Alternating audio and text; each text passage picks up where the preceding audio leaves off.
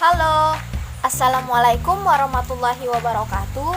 Salam sejahtera untuk kita semua. Perkenalkan, nama saya Sri Wahyuni, berasal dari Prodi Pendidikan Biologi Universitas Maritim Raja Ali Haji. Pada kesempatan kali ini, saya akan membahas tentang teori belajar kognitif dan penerapannya dalam pendidikan untuk memenuhi ujian akhir semester pada mata kuliah belajar dan pembelajaran oleh ibu dosen kita, Ibu Elva Oprasmani. Baik, agar tidak memperpanjang waktu, kita masuki yang selanjutnya.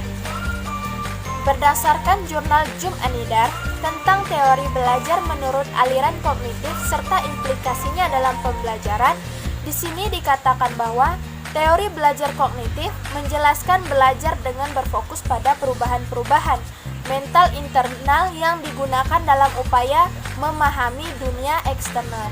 Proses tersebut digunakan mulai dari mempelajari tugas-tugas sederhana hingga yang kompleks. Baik, kita masuki slide yang selanjutnya. Yang pertama, pengertian teori belajar kognitif. Kognitif berasal dari bahasa Inggris yang bermakna mengerti atau pengertian. Diartikan secara luas bahwa cognition atau kognisi adalah perolehan pengetahuan, penataan, dan penggunaannya. Kalau secara umumnya adalah kemampuan intelektual yang terdiri dari beberapa tahap, mulai dari pengetahuan, pemahaman, penerapan, analisis, sintesa, sampai evaluasi. Teori belajar kognitif itu sendiri adalah teori yang menjelaskan proses pemikiran dan perbedaan kondisi mental, serta pengaruh faktor internal dan eksternal dalam menghasilkan belajarnya seorang individu. Yang selanjutnya itu prinsip-prinsip teori belajar kognitif. Pada umumnya, prinsip teori belajar kognitif antara lain sebagai berikut. Yang pertama, proses lebih penting daripada hasil. Yang kedua, disebut juga model perseptual. Yang ketiga, persepsi menentukan tingkah laku seorang serta pemahaman terhadap situasi berhubungan dengan tujuan belajar. Yang keempat, perubahan persepsi merupakan proses belajar yang kadang tidak nampak dalam bentuk tingkah laku. Yang kelima, situasi belajar atau materi pembelajaran yang dipisah-pisah menjadi komponen-komponen kecil atau dipisah-pisah akan menghilangkan makna. Kita masuki yang selanjutnya, yaitu tokoh-tokoh teori belajar kognitif. Yang pertama ada Max Wertheimer, Kurt Koffka, Wolfgang Kohler. Yang kedua, Kurt Lewin. Yang ketiga, Jean Piaget. Yang keempat, David Ausubel. Yang kelima, Jerome Bruner. Dan yang selanjutnya yaitu penerapan teori belajar kognitif dalam pembelajaran. Yang pertama, belajar tidak harus berpusat pada guru, tetapi peserta didik harus lebih aktif. Oleh karenanya, peserta didik harus dibimbing agar aktif menemukan sesuatu yang dipelajarinya.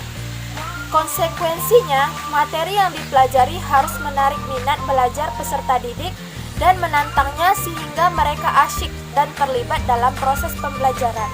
Yang kedua, bahan pembelajaran dan metode pembelajaran harus menjadi perhatian utama. Peserta didik akan sulit memahami bahan pelajaran jika frekuensi belajar hitung loncat-loncat.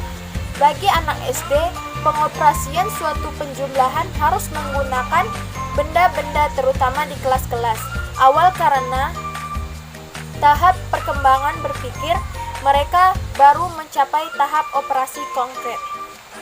Yang ketiga, dalam proses pembelajaran, guru harus memperhatikan tahapan perkembangan kognitif peserta didik.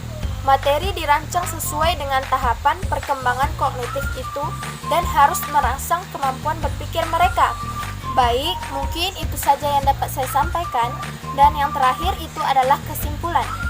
Kesimpulannya adalah teori belajar kognitif adalah teori yang menjelaskan proses pemikiran dan perbedaan kondisi mental serta pengaruh faktor internal dan eksternal dalam menghasilkan belajarnya seorang individu. Pada teori ini terdiri dari beberapa tahap, mulai dari pengetahuan, pemahaman, penerapan, analisis, sintesa, sampai evaluasi. Belajar adalah merupakan proses internal yang terdiri dari perolehan informasi. ingatan, pengolahan informasi, dan aspek kejiwaan lainnya. Belajar tidak harus berpusat pada guru, tetapi peserta didik harus lebih aktif. Mungkin itu saja yang dapat saya sampaikan, terlebih terkurang saya mohon maaf. Wabillahi taufik wal hidayah. Wassalamualaikum warahmatullahi wabarakatuh.